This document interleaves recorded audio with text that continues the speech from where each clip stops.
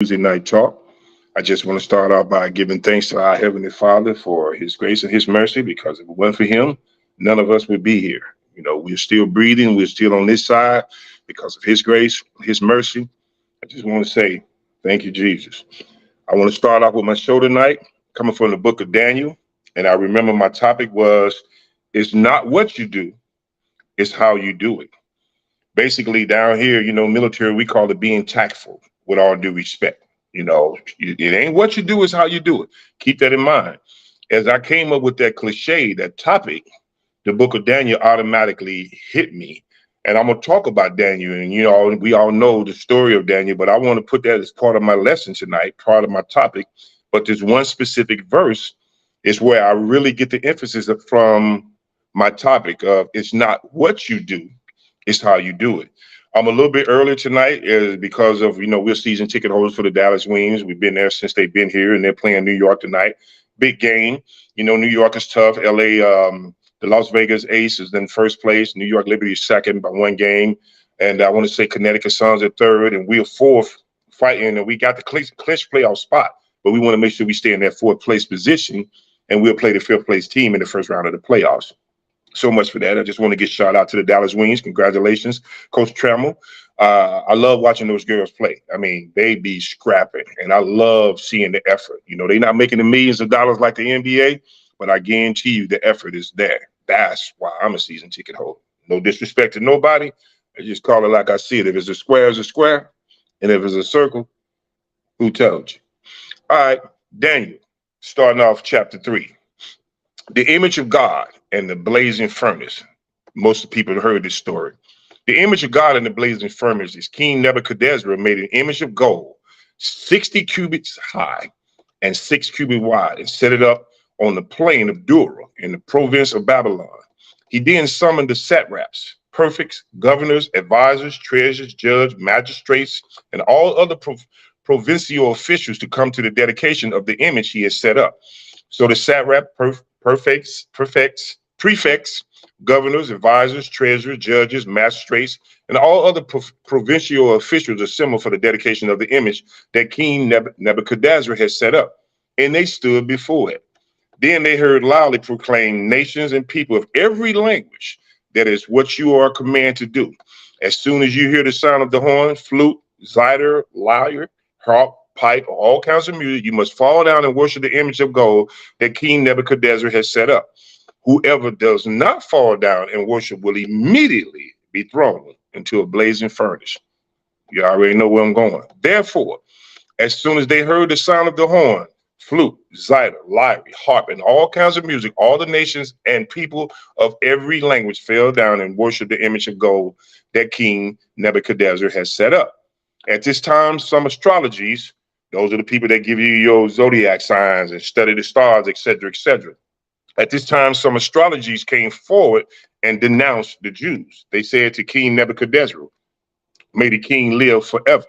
Your majesty has issued a decree that everyone who hears the sound of the horn, flute, zither, lyre, harp, pipe, and all kinds of music must fall down and worship the image of God. A decree is basically a law. Y'all know that, right? I'm just doing what I do, just teaching. And that whoever do not fall down and worship will be thrown into a blazing furnace. But there are some Jews whom you have set over the affairs of the province of Babylon, 3 of them, Shadrach, Meshach, and Abednego. Notice now what he said. There are some Jews whom you have set over the affairs. They had political positions. They were officials, okay? They had political positions. Shadrach, Meshach, and Abednego, who paid no attention to you, your majesty. Of course, you see these people dropping dimes. You see that, right? They neither serve your gods, G-O-D-S, small g, nor worship the image of gold you have set up. This made the king piss off. It made him upset. Furious with rage, Nebuchadnezzar summoned Shadrach, Meshach, and Abednego. So these men were brought before the king. And Nebuchadnezzar said to them, is it true, Shadrach, Meshach, and Abednego, that you do not serve my gods or worship the image of gold that I have set up? Now, when you hear the sounds of the horn, flute, the zither, lyre, harp, pipe, and all kinds of music, if you are ready to fall down and worship the image I made, very good. But if you do not worship it, you will be thrown immediately into a blazing furnace. Then what God will be able to rescue you from my hand? I'm going to say that again, man. Then, this is King Nebuchadnezzar. Then what God, small g, will be able to rescue you from my hand? My brothers and sisters, I've talked about trouble don't last always. Last week, I talked about faith, integrity, perseverance. Here is just a continuation. As you look, if you go through the Bible, all 66 chapters except the beginning and the end, which is Genesis and Revelation, the majority of the stories in the Bible are all telling us how to persevere, how to keep faith, how to worship God, how to love, how to show love, how to be the light. It's all about worshiping our Father, and don't put no other God before him, because he's a jealous God. And here is this king who's saying, what God, small g, will be able to rescue you from my hand? I'm getting ready to tell you. Shadrach, Meshach, and Abednego replied to him, King Nebuchadnezzar, as we do not need to defend ourselves before you in this matter. In other words, you just a man. You're going to die just like I am. You feeling me? I ain't scared of you. If we are thrown into the blazing furnace, the God, capital G, we serve is able to deliver us from it, and he will deliver us from you, your majesty, hand. My God will deliver me from you. That's who. Okay, but even if he does not, we want you to know, your majesty, and they notice they still giving him respect. They saying, your majesty, they are being tactful. Here we are saying, it's not what you do, it's how you doing it. They are disrespecting him in a tactful way. You feeling me on that? They're still giving him his respect. They still referring to him as your majesty, that we would not serve your God or worship the image of gold you have set up, your majesty. I put that in there. Then Nebuchadnezzar was furious with Shadrach, Meshach, and Abednego, and his attitude toward them changed. He ordered the furnace heated 7 times hotter than usual. He's really upset. And commanded some of the strongest soldiers in his army to tie them up. Tie up Shadrach, Meshach, and Abednego and throw them into the blazing furnace. So these men, wearing their robes, trousers, turbans, and other clothes, were bound and thrown into the blazing fire. Bound meaning they were tied up. The king's command was so urgent and the furnace so hot that the flames of the fire killed the soldiers who took up Shadrach, Meshach, and Abednego. There you go, seeing God at work already. You ain't never thought about that, have you? God is punishing the people that is prosecuting some of his people, his children. He's not going to let nothing happen to you. You ain't never thought about that, have you? The fire killed the people that put them in there. And God still protected them. But the people that put them in there because they listened to the king got burned up. Where you think they went? Who told you? Okay. And these 3 men, firmly tied, fell into the blazing furnace. Then King Nebuchadnezzar leaped to his feet in amazement and asked his advisor, weren't there 3 men that we tied up and threw into the fire? They replied, certainly, your majesty. He said, look, I see 4 men walking around in the fire, unbound, meaning they wasn't tied up no more, and unharmed. And the 4th looks like a son of the gods. Still got a small g. But it said the 4th looks like a son of the gods. Nebuchadnezzar then approached the opening of the blazing furnace and shouted, Shadrach, Meshach, and Abednego, servants of the Most High God, come out. Come here. So Shadrach, Meshach, and Abednego came out of the fire, and the satraps, prefects, governors, and royal advisors crowded around them. They saw that the fire had not harmed their bodies, nor was a hair of their head singed. Their head didn't even scratch them. There wasn't a scratch on them. You feeling me? Not a scratch on them. Their robes was not scorched, and there was no smell of fire on them. Then Nebuchadnezzar said, praise be to the God of Shadrach, Meshach, and Abednego, who has sent his angels and rescued his servants. They trusted in him and defied the king's command and were willing to give up their lives rather than to serve or worship any God except their own God. That's a lesson for each and every one of us, my brothers and sisters, all across the world. Don't put no other God before our God, because he will be there for you. He will take care of you. He will cover you even unto death. Therefore, I decree, another law, that the people of any nation or language, any nation or any language who say anything against the God of Shadrach, Meshach, and Abednego to be cut into pieces and their houses be turned into piles of rubble, for no other God can save in this way. Then the king promoted Shadrach, Meshach, and Abednego in the province of Babylon. Now, let's go to chapter 6. Chapter 3 has a great story there. You can get so many messages out of that lesson. You know, notice how they stood firm and believed in their God, that they received a promotion. Notice how it wasn't what they did, is how they did it. Even though they disrespected the king, they continued to refer to him as your majesty. We're not going to worship your God. All due respect, I'm not putting nobody before my God. And look what happened. Immediately, they won him over because God will prevail. He's almighty. You feeling me? Don't worship no other man. I don't care how much money or power they got. Keep your faith in God. Let's go to chapter 6, Daniel chapter 6. Now, Daniel is in the den of lions. Now, keep in mind that they've already been promoted and et cetera, et cetera. It pleased Darius to appoint 120 satraps to rule throughout the kingdom, with 3 administrators over them, one whom was Daniel. Now, Daniel got a big time position. You feeling me? He's one of the 3 administrators over the 120 satraps.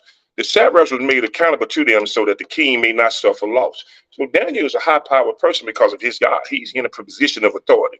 Now, Daniel so distinguished himself amongst the administrators and the satraps by his exceptional qualities that the king planned to set him over the whole kingdom.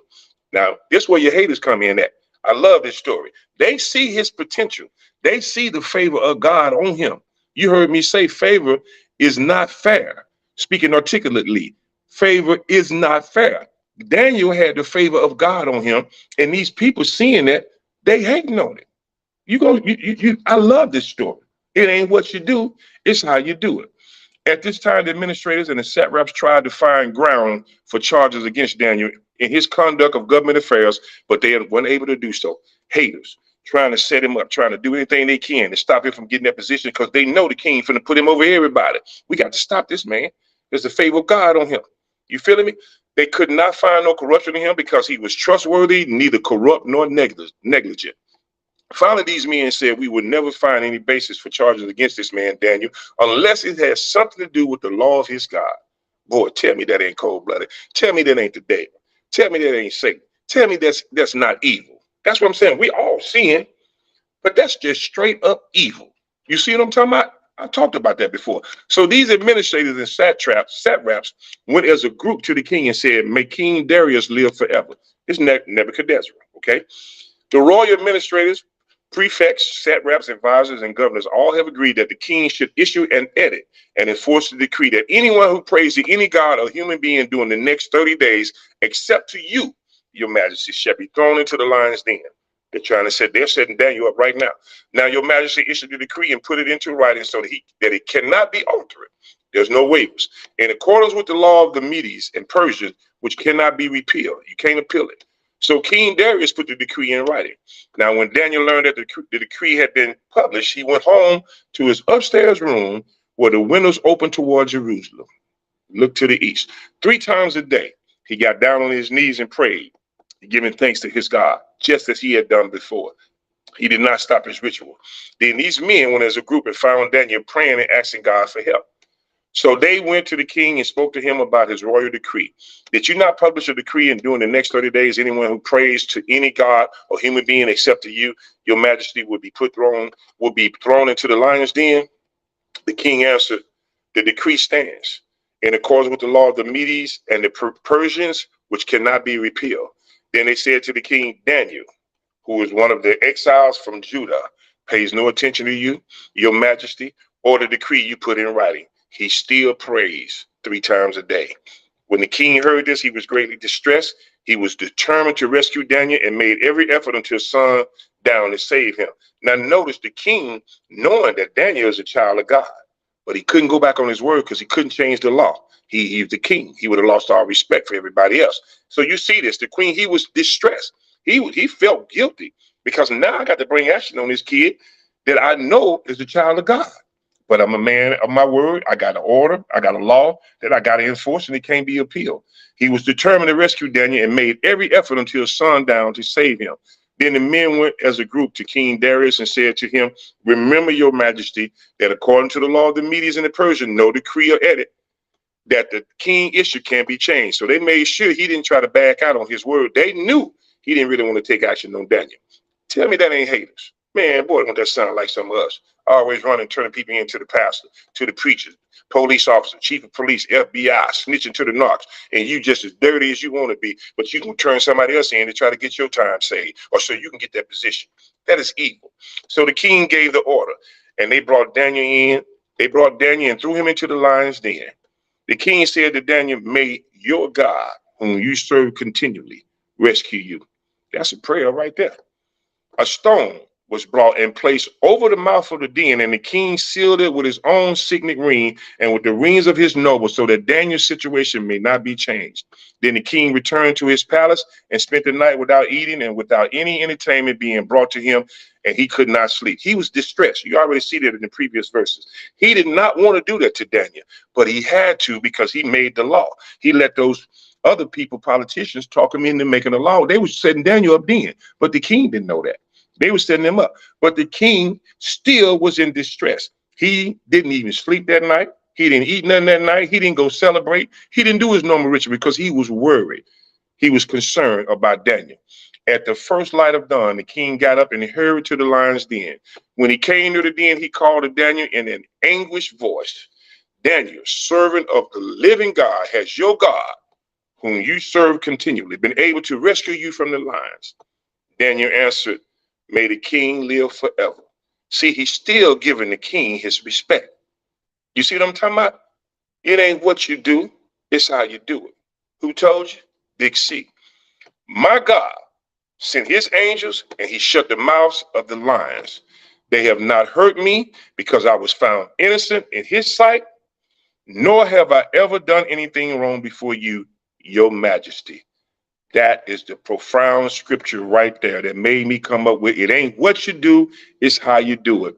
Let me say that again. My God sent his angels and he shut the mouths of the lion. They have not hurt me because I was found innocent in his sight. But here's the part that it ain't what you do, it's how you do it. Nor have I ever done any wrong before you, your majesty. Daniel didn't lie. He didn't say I was praying to my God 3 times a day. He didn't say I was disrespecting you and broke the law.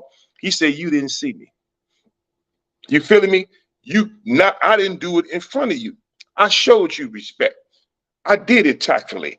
Those other people went and dropped a dime up on me. They sneaked up on me and caught me praying to my God. But I'm not going to incriminate myself.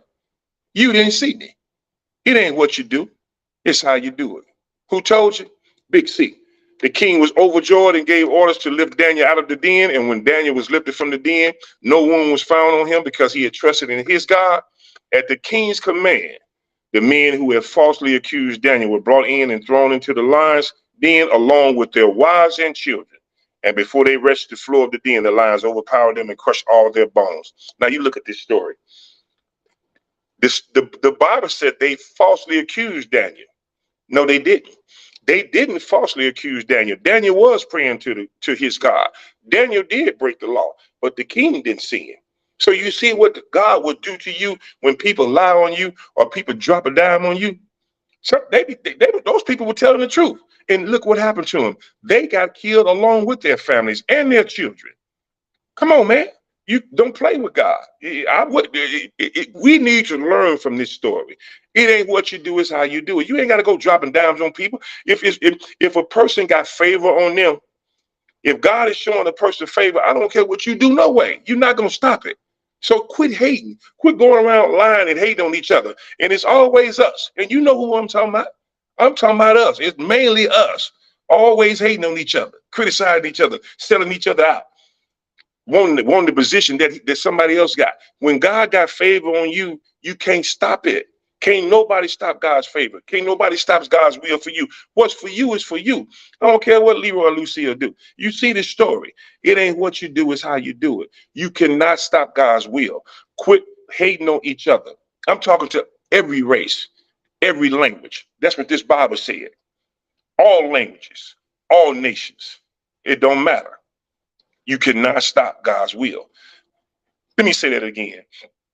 At the king's command, the men who falsely accused Daniel were brought in and thrown into the lion's den, along with their wives and children. Got rid of their whole family. You see what I'm talking about? And that's a sad story. You know, God will never bless you with something you hate seeing somebody else with.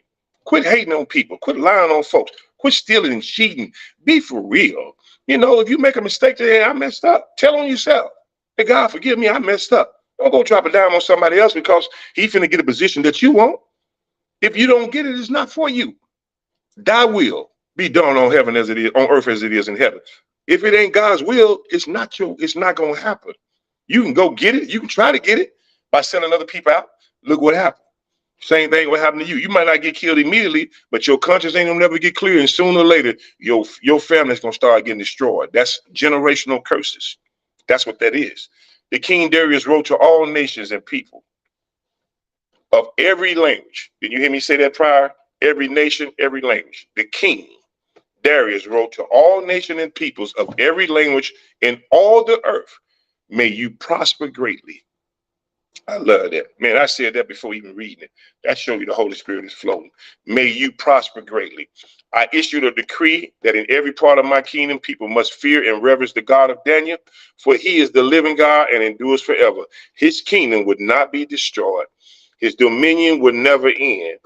He rescues and he saves. He performs signs and wonders in the heaven and on earth.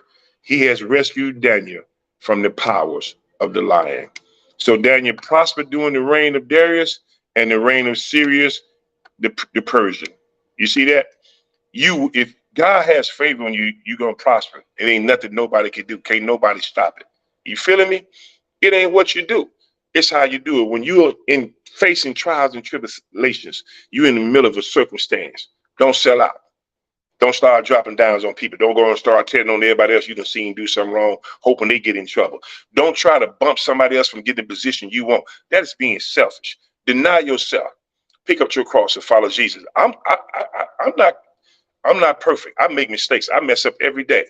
But I guarantee you, I'm 63 years old. Ain't one person on this earth that's telling the truth can tell you Big C is low down, Big C dirty, Big C evil. No, I'm gonna show you love. I don't care what's going on. I'm not gonna hate on nobody. Never have, never will. You get me on the basketball court, yeah, I'm gonna give it to you. But when that game over with, we can go hang out and have a beer. At the time when I was drinking, but while we on the court, I'm trying to annihilate you. It wasn't nothing personal. That was just me. That's the heart I got. That's the competitive in me. You feeling me? And now I've transitioned off. I changed clothes. Now I'm out here now showing love everywhere I go. Pray for me as I pray for you. I'm going behind the wall this weekend in Henderson, Texas with Bill Glass Prison Ministry. It's a dangerous situation. But guess what? God goes ahead of me. And I'm asking him to protect me and everybody else that goes in there with him, even the inmates. I go in and pray for the inmates. I go in and pray with the inmates. They're human beings too. Everybody needs love. What do you give a person who got everything? Somebody answer that for me. What do you give a person who has everything? Love. That's the greatest commandment. You feeling me? All right, my brothers and sisters, we finna head to the game. Thank y'all for tuning in tonight. I know I'm a little bit early. When you see this delayed, please share. Big C, who told you?